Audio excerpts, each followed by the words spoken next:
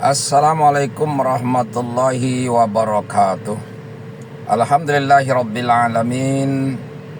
Asyhadu an la ilaha illallah wa asyhadu anna Muhammadan abduhu wa rasuluh. Allahumma salli ala Muhammad wa ala ali Muhammad. Amma ba'du, faqalallahu ta'ala fi kitabihil karim. A'udzu billahi minasy syaithanir rajim. Bismillahirrahmanirrahim. Wal asr innal insana lafi khusr illa alladzina amanu wa amilus shalihat wa tawassaw bil haqq wa tawassaw bis sabr. Sadaqallahu alazim. Kaum muslimin muslimat rahimakumullah di mana saja berada, di suasana dalam keadaan panas Kota Bengkulu sekarang ini perlu kita agak penyegaran sedikit. Di dalam ayat yang saya bacakan tadi, ayat ini sangat pendek, tapi maknanya luar biasa. Allah Subhanahu wa ta'ala bersumpah demi masa, demi waktu. Waktu ini Allah yang menciptakan. Tapi waktu ini sebenarnya untuk kita sebagai makhluknya. Tergantung kita menggunakan waktu ini. Kalau kita gunakan secara baik, maka waktu inilah yang akan menjadikan kita selamat. Tapi kalau waktu ini tidak kita gunakan dengan baik, juga waktu inilah yang akan menggilas kita.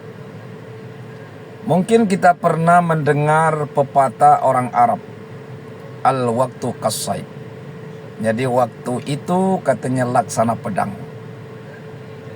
Jadi kalau kita di dalam ilmu persilatan, kita membawa pedang, tapi sebenarnya kita tidak bisa menggunakan pedang itu dengan baik, maka alamat pedang akan makan tuan.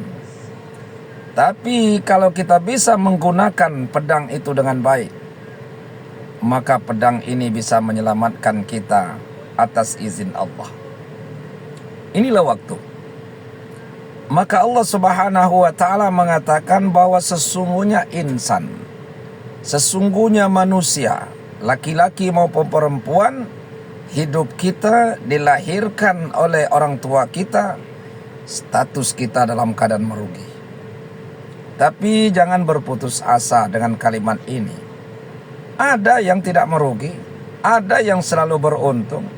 Maka Allah menggunakan kata kecuali illalladzina amanu. Kecuali yang tidak merugi itu orang beriman.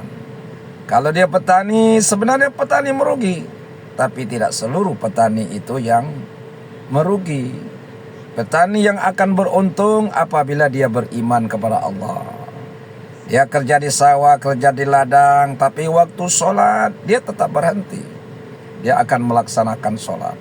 Itu namanya petani yang beriman. Kita sebagai pedagang, pedagang yang beriman. Pedagang yang beriman tidak akan mengurangi timbangan, tidak akan mengurangi sukata. Ini kadangkala kita pedagang itu banyak menjadi pedagang yang penipu.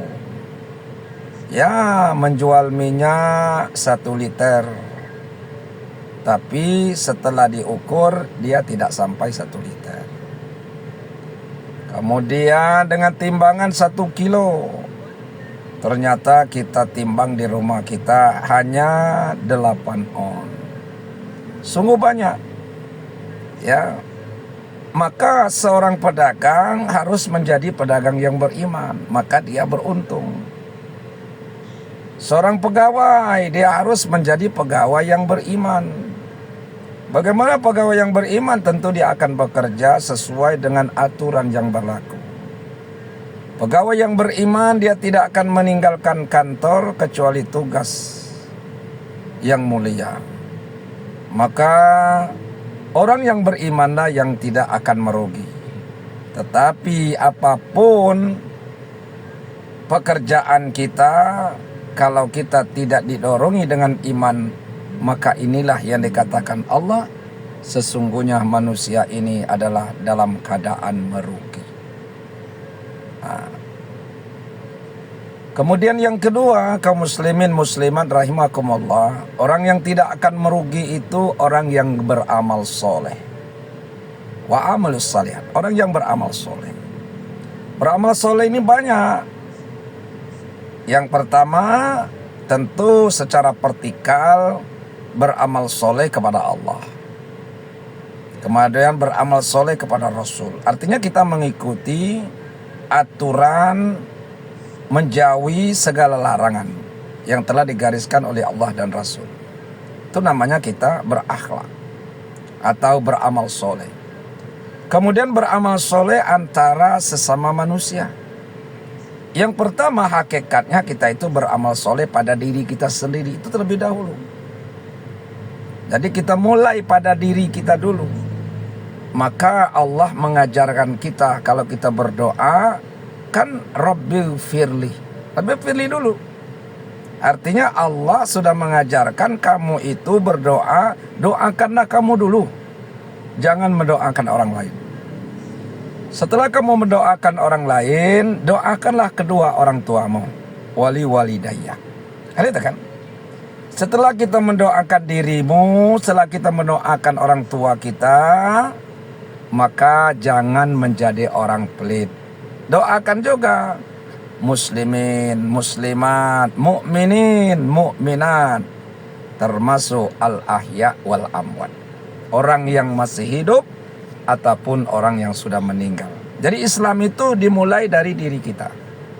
Tetapi umat Islam bukan umat yang pelit. Ya jangan pula kita, ampunlah dosaku ya Allah, yang lain berdoa sendiri, ngapa belum minta doakan. Nah ini, jangan. Jadi ini artinya kita beramal soleh. Kemudian beramal soleh terhadap orang lain. Banyak ini terhadap kedua ibu bapa, terhadap suami dan istri, terhadap teman-teman, lingkungan, di mana saja kita berada. Insya Allah kita akan selamat. Seorang anak berbuat baik kepada orang tua itu kunci keselamatan. Karena apapun pekerjaan kita, apapun profesi kita, sehebat apapun kita, setinggi apapun jabatan kita, sebanyak pun apa harta kita, kalau semua gerak-gerik langkah kita tidak ada ridho dari kedua orang tua, insya Allah, demi Allah orang itu tidak akan selamat. Yakinlah. Karena Rasulullah SAW sudah menjelaskan ridallah fi ridal walidaini wasuhtullah fi suhtil walidaini. Ridha Allah itu tergantung kepada ridho ibu bapa, dan murka Allah akan turun kalau orang tua kita sudah murka. Kemudian tentu kita berbuat baik kepada lingkungan, ya, lingkungan atau makhluk-makhluk yang lain. Artinya kepada lingkungan ini kita tidak boleh merusak lingkungan, membuang sampah sembarangan. Jaga sampah-sampah yang ada dekat kita. Kita bersihkan halaman kita. Jangan menebang hutan dengan sembarang dan sebagainya. Itu termasuk akhlak. Jadi orang-orang yang beriman tanpa akhlak, tanpa beramal soleh juga tidak akan bahagia. Kemudian orang yang baik itu, orang yang akan tidak merugi itu, kata Allah, senantiasa tawasau bil haqq wa tawasau bis sabar. Dia senantiasa saling menasihati dengan kebenaran dan saling menasihati dalam kesabaran.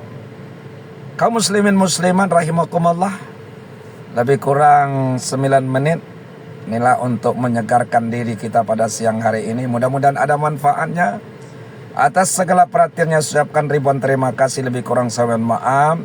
Billahi taufiq wal hidayah. Assalamualaikum warahmatullahi wabarakatuh.